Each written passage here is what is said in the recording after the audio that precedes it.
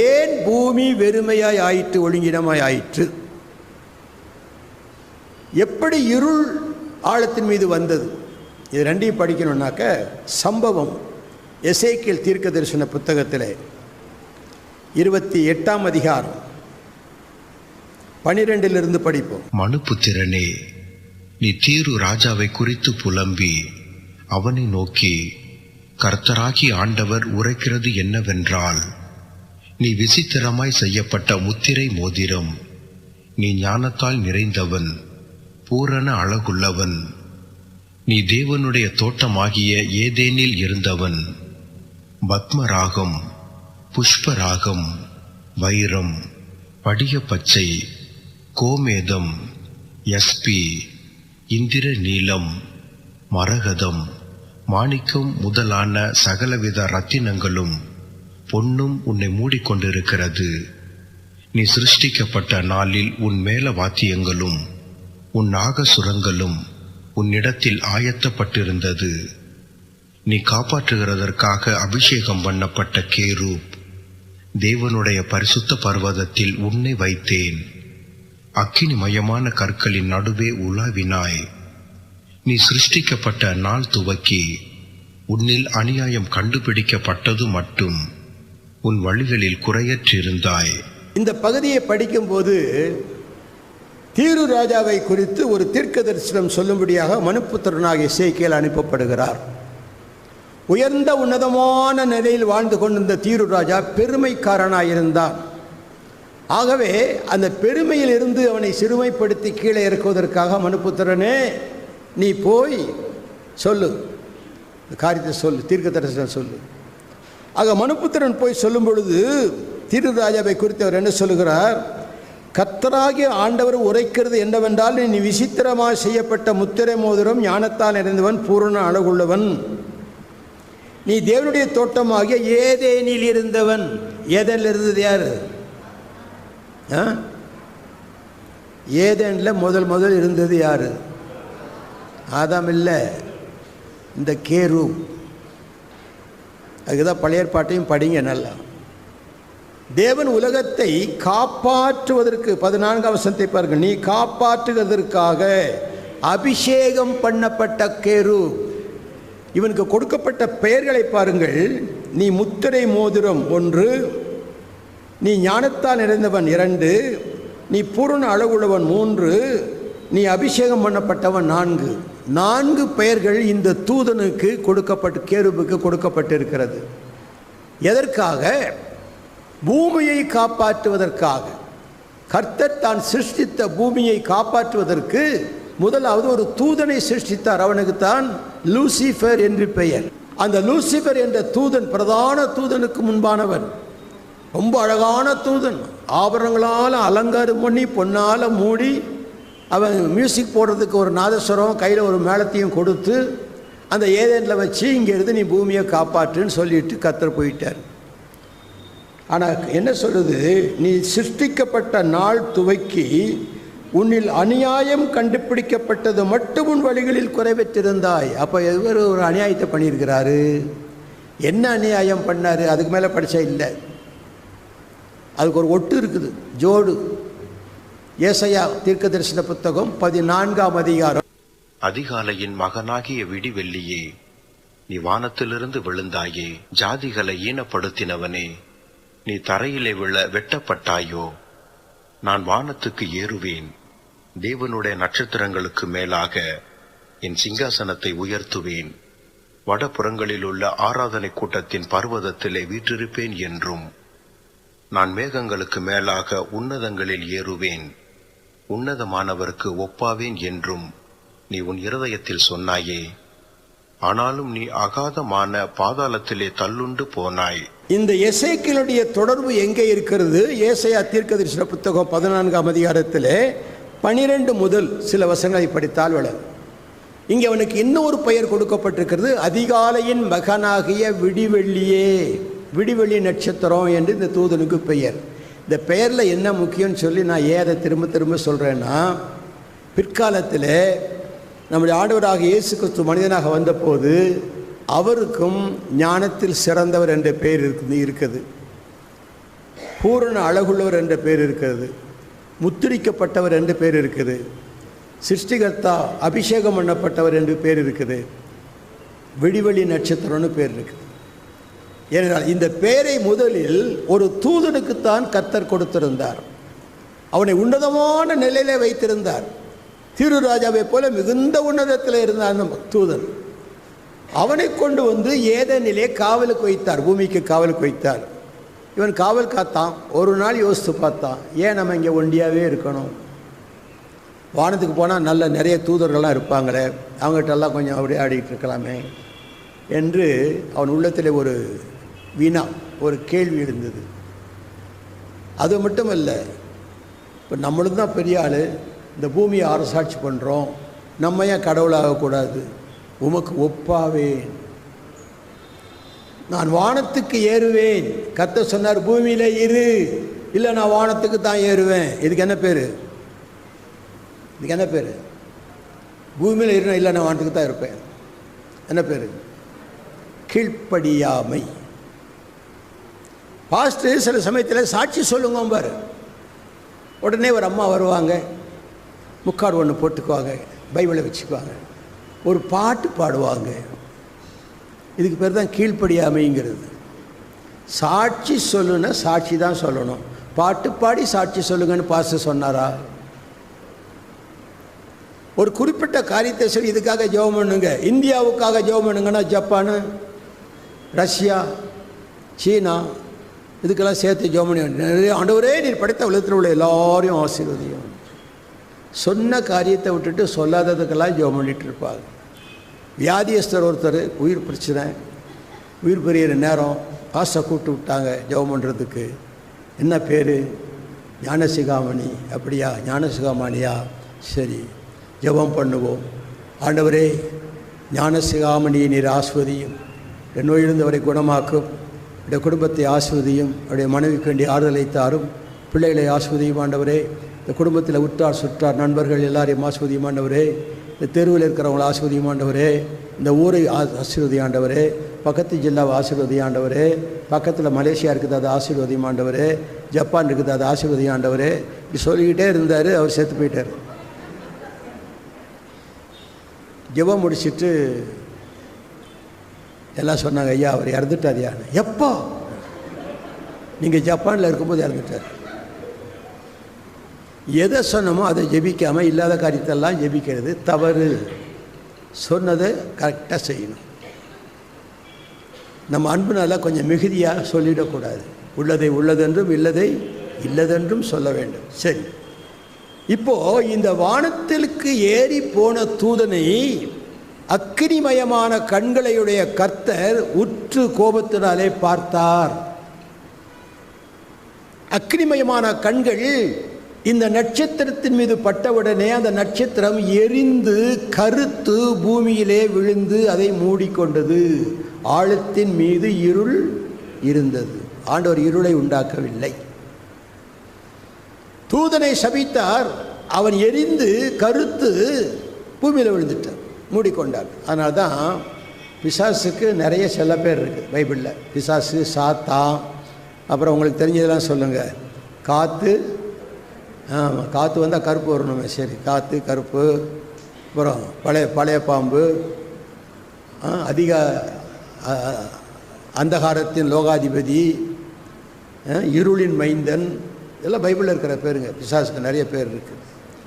அப்போ அந்தகாரத்தின் லோகாதிபதியாக இருளின் மைந்தன் பூமியின் மீது விழுந்து அந்த பூமி முழுவதையும் மூடிக்கொண்டபடியினால் அவன் வெறுப்படைந்து காப்பாற்ற வேண்டிய அந்த தூதன் பூமியை நாசம் பண்ணினான். பூமியானது ஒழுங்கினமும் வெறுமையுமாய் போயிற்று. இந்த ரெண்டு பகுதியும் அங்கே கொண்டு வந்தீங்கன்னா அந்த கேப் சரியாக போயிடும். இதுக்கு வேற கேப் தியாலஜின்னே சொல்வார். அப்போ ஆண்டவர் பார்த்தார், தன்னுடைய சிருஷ்டி கெட்டு போவதை விரும்பாத தேவன். உடனே சொன்ன வார்த்தை என்ன தெரியுமா? வெளிச்சம் உண்டாக கடவுது. அந்த வெளிச்சத்திலே பூமியை பார்த்தார். ரொம்ப கேவலமாக இருந்தது பூமி. ஆகவே பிசாசை மகாநாளின் நியாய தீர்ப்புக்கென்று சங்கிலினாலே கட்டி அந்த ஏதேன் தோட்டத்தின் ஒரு மூலையில் போட்டுட்டு தன்னுடைய வார்த்தையை அனுப்பினார். வெளிச்சம் உண்டாக கடவுது, வெட்டாந்தரை உண்டாக கடவுது, ஆகாய உரி உண்டாக கடவுது, பகலை ஆள சின்ன பெரிய சூரியன், இரவை ஆள சின்ன சூரியன் உண்டாக கடவுது. எல்லாத்தையும் சொல்ல சொல்ல சொல்ல தேவன் அதை நல்லதென்று கண்டார், அது நல்லதுன்னு கண்டார், அது நல்லதுன்னு கண்டார். கடைசியில் மனுஷனை உண்டாக்கிட்டு பார்த்தார், மிகவும் நல்லதென்று கண்டார். எல்லாமே நாள் 7 நாளும் நல்ல நாள். ஆனால் நம்ம அப்படி இல்லையே. கல்யாணம் எந்த நாளில் வைக்கலாம்? புதன் கிடைச்சா கூட, பொண்ணு கிடைச்சா கூட புதன் கிடைக்காது. புதன்கிழமையை பார்த்து வை. ஏன் புதன்கிழமை கல்யாணம் பண்ணவங்களாம் ஓஹோன்னு வாழ்கிறாங்களா? நாள் எல்லா நாளும் நல்லது தான். நம்ம தான் நல்ல நாள் கெட்ட நாள் வச்சுக்கோங்க. செவ்வாய்க்கிழமை வெளியே போகாது. செவ்வாய்க்கிழமை காசெல்லாம் கொடுக்கக்கூடாது, திருப்பி வராது. நீங்கள் நல்ல நாளில் கொடுத்தாலும் வராது. இப்போ அந்த மாதிரி காலம் இப்போ. ஆக பிசாசு என்று சொல்லக்கூடியவன் இருட்டடிப்பு செய்தான், அலங்கோலப்படுத்தினான்.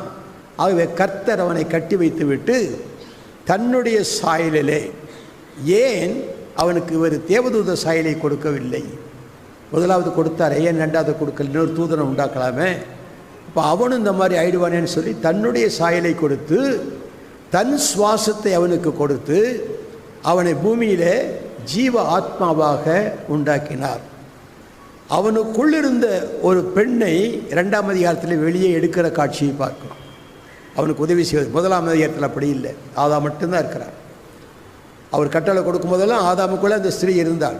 ஆதாமனுடைய நெஞ்சுக்குள் இருந்து ஒரு விலா எலும்பை எடுத்து அதை அவர் ஸ்திரீயாக மாற்றினார். 2 பேரும் எலும்புக்கு எலும்பு, சதைக்கு சதை, ரத்தத்துக்கு ரத்தம், கணவன் மனைவியாக இருக்கணும். ஆணுக்குள்ளே தான் பெண், பெண்ணுக்குள்ளே தான் ஆணுங்கிற மாதிரி ஒரு நிலைமையை உண்டாக்கி வைத்திருந்தார். இப்போ வெளிச்சத்தை உண்டாக்கினார். அந்த வெளிச்சத்திலே ஒழுங்கினமாக இருந்ததை ஒழுங்குபடுத்தினார். ஆகவே தான் புதிய ஏற்பாட்டில் பார்க்கும்போது யோவான் எழுதின நற்செய்தி நூல் 8ஆம் அதிகாரம் 12ஆம் வசனத்தை பார்ப்போம். மறுபடியும் இயேசு ஜனங்களை நோக்கி, நான் உலகத்திற்கு ஒளியாய் இருக்கிறேன். என்னை பின்பற்றுகிறவன் இருளிலே நடவாமல் ஜீவ ஒளியை அடைந்திருப்பான் என்றார். யோவான் 8ஆம் அதிகாரத்தினுடைய 12ஆம் வாக்கியத்தில் மறுபடியும் இயேசு ஜனங்களை நோக்கி, மறுபடியும். அப்போ ஏற்கனவே ஒரு முறை அவர் பார்த்திருக்கிறார் ஜனங்களை, இப்போ மறுபடியும் நோக்கி பார்க்கிறார்.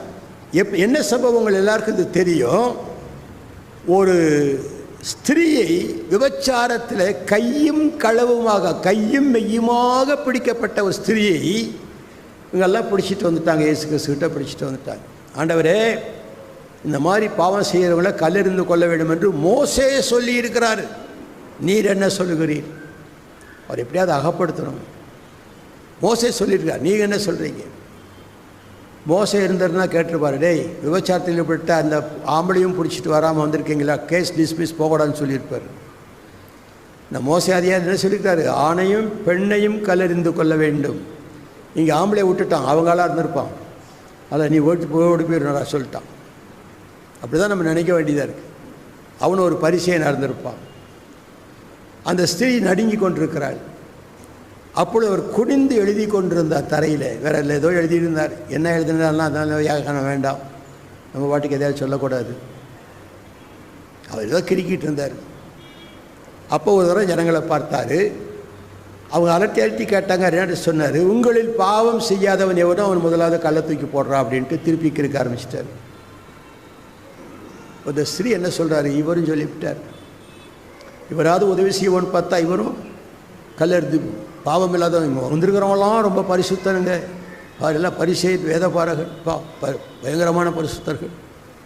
அவங்களாம் இப்போ கல்லெடுத்து அடிக்க போகிறாங்கன்னு சொல்லி கண்களை மூடிக்கொண்டு தலையில் கல்லை போடுவானோ, வயிற்றில் போடுவானோ, முதுகில் போடுவானோ, அடி எங்கே விடும், சாக போகிறோமேன்னு சொல்லி நடுங்கி கொண்டிருக்கிறார். கல் விழுகுது, ஆனால் இவன் மேலே விழ மாட்டேங்குது. தொப்பு தொப்புன்னு சத்தம் கேட்குது. கடைசியில் மெதுவாக கொஞ்சம் இப்படி பார்த்தா ஒருத்தரையும் காணும். இவளுக்கு ஒரே ஆச்சு. அவங்களாம் மெதுவாக போயிட்டுருக்குறாங்க. இந்த மாதிரி சொல்லிவிட்டாரு, பாவம் செய்யாதவன் அவனவனுக்கு அப்போ தான் செஞ்சிட பாவம்லாம் உரைக்குது உள்ள. நம்ம பாவம் செஞ்சுருக்கிறோமே, நம்ம கள்ளப்பட முடியாதுன்ட்டு போயிட்டாரு. ஸ்ரீயே, உன்னை கொல்லுவதற்கு வந்தவங்க எங்கே? அந்த பெண் சொல்லுகிறாள், போதுகிறே, பாவம் செய்யாதவன் கல்லெடுத்து எறியலான்னு சொன்னீங்க, இவங்களெல்லாம் தங்கள் மனசாட்சியிலே கடிந்து கொள்ளப்பட்டதுனாலே ஒருவரும் என் மீது கல்லறிய துணியவில்லை. சரி, அப்போ நீ போகலாமே, ஏன் நின்றுட்டு இருக்கிற? ஏன் நின்றுட்டு இருக்கிற? பாவம் செய்யாதவங்க கல்லெடுத்து போடலான்னு சொன்னீங்க, செய்தவங்கெல்லாம் போயிட்டாங்க, நீங்கள் தான் நிற்கிறீங்க. நீங்கள் ஒருத்தர் தான் பாவமே செய்யாதவர், நீர் என்னை தண்டிப்பதற்கு நான் பார்த்துறேன், நீங்கள் கல்லெடுத்து போடுங்க அப்படின்னு சொல்லியிருக்கணும். அந்த வாக்கியத்தை கவனிச்சு பாருங்க. 11ஆம் வசனம்.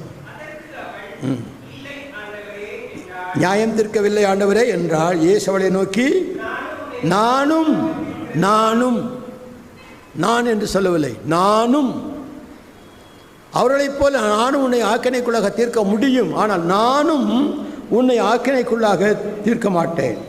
நீ போ, இனி பாவம் செய்யாதே. இப்போ கொஞ்சம் தூரம் போனவெல்லாம் இயேசு என்ன செய்கிறாரு திரும்பி பார்த்தான். 2 பேரும் பேசிக்கிட்டு இருக்கிறாங்க. நீ போ அப்படின்னு சொல்கிறாரு. மறுபடியும் இயேசு அந்த ஜனங்களை திரும்பி பார்த்தார். பார்த்து சொன்னார், நான் உலகத்திற்கு ஒளியாயிருக்கிறேன், நான் உலகத்திற்கு ஒளியாயிருக்கிறேன். என்னை பின்பற்றுகிறவன் இருளிலே நடவாமல் ஜீவ ஒளியை அடைந்திருப்பான். என்னை பின்பற்றுகிறவன்.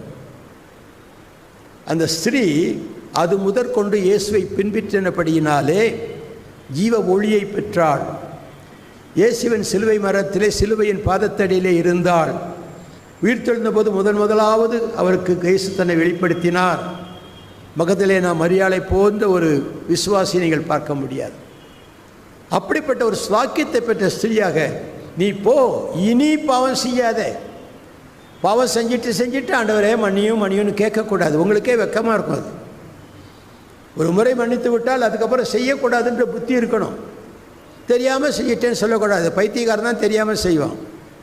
நீங்கள்லாம் ஒன்றா சுய அறிவு உள்ளவர்கள், யோசித்து பாருங்கள். செய்த பாவத்தை திரும்பி திரும்பி செய்துவிட்டு மன்னிப்பு கேட்டுக்கொண்டே இருப்பீர்கள். ஆனால் என்றைக்கு பரிசுத்தத்தின் மேல் பரிசுத்தம் அடைந்து வளருவீர்கள்?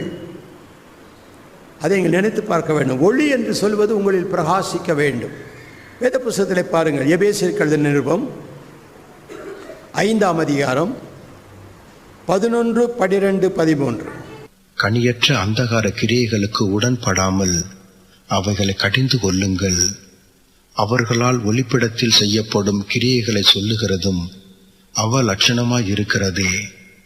அவைகள் எல்லாம் கடிந்து கொள்ளப்பட்டு வெளிச்சத்தினால் வெளியரங்கமாகும்.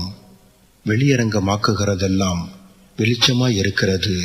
அவைகளெல்லாம் கடிந்து கொள்ளப்பட்டு வெளிச்சத்தினால் வெளியரங்கமாகும். வெளியரங்கமாகிறதெல்லாம் வெளிச்சமாயிருக்கிறது. அதனால் பாவங்களை மறைக்கிறவன் வாழ்வடைய மாட்டான் என்று சொன்னார். அதை அறிக்கை செய்து விட்டு விடுகிறவன். மனசுக்குள்ளேயே வச்சுக்கிட்டு இருக்கக்கூடாது. அறிக்கை செய்து விட்டு விடணும். யார்கிட்ட அறிக்கை செய்யணும்? ஆண்டவர்கிட்ட அறிக்கை செய்யுங்க. மனுஷங்கிட்ட அறிக்கை செஞ்சீங்க, அவர் போய் ஆள் யார் தெரியுமா, எனக்கு தெரியும் அப்படின்னு பேச ஆரம்பிச்சிடுவார். அதனால் மனுஷங்கிட்ட போய் அறிக்கை செய்யாதீங்க, கர்த்தர்கிட்ட அறிக்கை செய்யுங்க.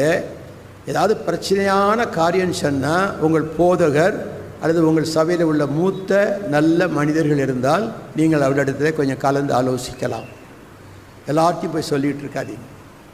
அது உங்கள் பிற்கால வாழ்க்கைக்கு இடையூறாக இருக்கும். இயேசு நிமிர்ந்து பார்த்து சொன்னார், ஒளிப்படத்தில் செய்வதெல்லாம் இருளகம், அந்தகாரத்தின் சக்திகளை கடிந்து கொள்ளுங்கள்.